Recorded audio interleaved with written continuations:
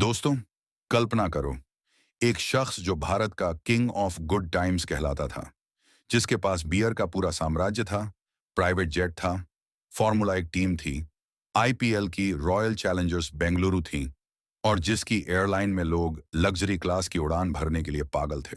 फिर एक दिन सब कुछ तहस-नहस, 9,000 करोड़ रुपए से ज्यादा का बैंक का पैसा गायब। हजारों कर्मचारी सड़कों पर उतर आए, महीनों की सैलरी के लिए रोते चिल्लाते, और वो शख्स 2 मार्च 2016 को चुपके से अपना प्राइवेट जेट लेकर ब्रिटेन भाग गया और आज 2026 तक भी वहां आराम से बैठा है, अच्छा लाइफ एंजॉय कर रहा है। कैसे एक बिजनेसमैन ने इतना बड़ा फ्रॉड किया? बैंकों ने इतना बड़ा लोन क्यों दिया? पैसे आखिर गए कहां? क्या ये सच में फ्रॉड था या सिर्फ बिजनेस फेलियर? और भारत सरकार, सीबीआई, ईडी सब मिलकर भी उसे वापस क्यों नहीं ला पा रहे? आज इस वीडियो में हम खोलेंगे विजय माल्या और किंगफिशर एयरलाइंस की पूरी सच्ची कहानी, शुरू से अंत तक। बिजनेस फेलियर की कहानी नहीं है दोस्तों, यह है भारत के सबसे बड़े बैंक डिफॉल्ट स्कैंडल्स में से एक। अगर आप बिजनेस, फाइनेंस या मोटिवेशनल स्टोरीज पसंद करते हो तो ये वीडियो अंत तक जरूर देखना। लाइक करना ना भूलना और सब्सक्राइब कर लो, बेल आइकन दबा दो। चलिए शुरू करते हैं। नमस्कार दोस्तों, स्वागत है आपका हमारे चैनल पर। आज हम बात करने वाले हैं भारत के सबसे मशहूर fugitive businessman doctor Vijay Mallya की, जिन्हें एक समय पूरा देश किंग ऑफ गुड टाइम्स कहता था। विजय माल्या का जन्म 18 दिसंबर 1955 को कलकत्ता, अब कोलकाता में हुआ। उनके पिता Vitthal Mallya United breweries group के बड़े मालिक थे, लेकिन 1983 में अचानक पिता का निधन हो गया। मात्र 28 साल की उम्र में विजय माल्या को पूरा साम्राज्य संभालना पड़ा। क्या था उनका बैकग्राउंड? स्कूलिंग में अच्छे स्टूडेंट, लेकिन बिजनेस में जीनियस। उन्होंने यूबी ग्रुप को नई ऊंचाइयों पर पहुंचाया, किंगफिशर बियर को भारत की नंबर 1 बियर बना दिया। ब्रांडिंग, मार्केटिंग, सेलिब्रिटी एंडोर्समेंट, सब कुछ परफेक्ट। धीरे धीरे साम्राज्य फैल गया। Spirits, real estate, pharma, chemicals और स्पोर्ट्स। उन्होंने फोर्स इंडिया F1 टीम को सपोर्ट किया। आईपीएल में रॉयल चैलेंजर्स बैंगलोर, आरसीबी खरीदी। Parties, luxury cars, yachts, Hollywood और बॉलीवुड स्टार्स के साथ दोस्ती, गुड टाइम्स का पूरा माहौल। लेकिन सबसे बड़ा सपना था एविएशन का। 2005 में किंगफिशर एयरलाइंस की शुरुआत। Tagline, flight good times. पहली फ्लाइट से ही लोग दीवाने हो गए। Leather seats, personal TV screens, गर्म खाना, खूबसूरत एयर होस्टेस और वर्ल्ड क्लास सर्विस। ये कोई साधारण एयरलाइन नहीं थी, ये थी फ्लाइंग एक्सपीरियंस। 2008 में एयर डेक्कन खरीदकर किंगफिशर रेड भी लॉन्च किया। उस समय किंगफिशर भारत की दूसरी सबसे बड़ी डोमेस्टिक एयरलाइन बन गई थी। दोस्तों, वो दौर था जब लोग फ्लाइट में किंगफिशर चुनते थे, सिर्फ लग्जरी के लिए। माल्या जी की इमेज बिल्कुल रॉयल थी।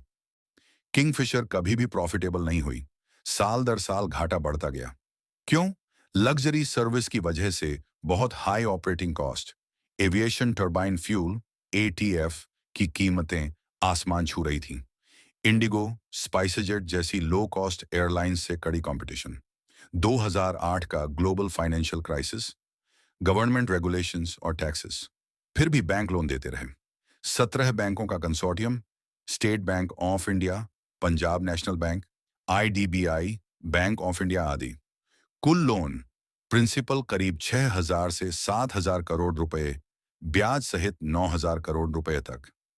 अब सवाल ये उठता है, बैंक इतना पैसा क्यों देते रहे जबकि घाटा साफ दिख रहा था? कुछ लोग कहते हैं पॉलिटिकल कनेक्शंस, कुछ कहते हैं बैंक्स की लापरवाही। आरोप ये भी लगा कि माल्या ने ये पैसे एयरलाइन में लगाने की बजाय अपनी दूसरी कंपनियों में डाइवर्ट कर दिया, पर्सनल यूज किया और कुछ पैसे विदेश भेज दिए।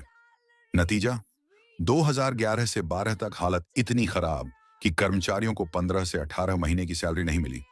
Pilots, cabin crew, ground staff सब सड़कों पर प्रदर्शन करने लगे। हमारी सैलरी दो के नारे लगे। हजारों परिवार बर्बाद हो गए। 20 अक्टूबर 2012 को डीजीसीए ने किंगफिशर का लाइसेंस सस्पेंड कर दिया। एयरलाइन हमेशा के लिए बंद। सपनों की उड़ान जमीन पर आकर टकराई। बैंकों ने माल्या पर विलफुल डिफॉल्ट का केस किया। सीबीआई ने फ्रॉड, ईडी ने मनी लॉन्ड्रिंग का केस दर्ज किया। माल्या जी कहते रहे, मैं सेटलमेंट करूंगा, रीस्टार्ट करूंगा। कई बार ऑफर भी दिए, लेकिन बात नहीं बनी। फिर आया वो दिन, 2 मार्च 2016। चुपचाप प्राइवेट जेट से ब्रिटेन चले गए। भारत में हंगामा मच गया। सुप्रीम कोर्ट तक मामला पहुंचा। भारत सरकार ने यूके से एक्स्ट्राडिशन रिक्वेस्ट भेजी। 2018 से 19 में यूके कोर्ट ने एक्स्ट्राडिशन मंजूर की, लेकिन अपील, कानूनी लड़ाई और कुछ कॉन्फिडेंशियल मैटर्स की वजह से प्रक्रिया अभी भी पेंडिंग है। आज की स्थिति 2026 तक विजय माल्या यूके में ही हैं। उन्हें फ्यूजिटिव इकोनॉमिक ऑफेंडर घोषित किया जा चुका है। बॉम्बे हाई कोर्ट ने हाल ही में उन्हें अंतिम मौका दिया है वापस आने का। बैंकों ने उनके एसेट्स, प्रॉपर्टीज, शेयर्स आदि बेचकर 14,000 करोड़ रुपए से ज्यादा रिकवर कर लिया है। माल्या का दावा है कि बैंक को प्रिंसिपल से कई गुना ज्यादा मिल चुका है, लेकिन सरकार कहती है अभी भी 7,000 करोड़ रुपए के आसपास बकाया है। यूके में भी बैंक्रप्सी प्रोसीडिंग्स चल रहे हैं। दोस्तों, ये कहानी सिखाती है कि एम्बिशन अच्छी है, लेकिन रिस्क मैनेजमेंट, ट्रांसपेरेंसी और एथिक्स के बिना ये खतरनाक हो जाती है। सिस्टम की कमजोरियां भी सामने आईं। बैंकिंग सेक्टर में लोन मॉनिटरिंग की खामी। कुछ लोग माल्या को चोर कहते हैं, कुछ कहते हैं विक्टिम ऑफ सर्कमस्टेंसेस और पॉलिटिकल टारगेटिंग। आप क्या सोचते हैं? अगर वीडियो पसंद आया तो लाइक जरूर करो, दोस्तों के साथ शेयर करो, सब्सक्राइब कर लो चैनल को।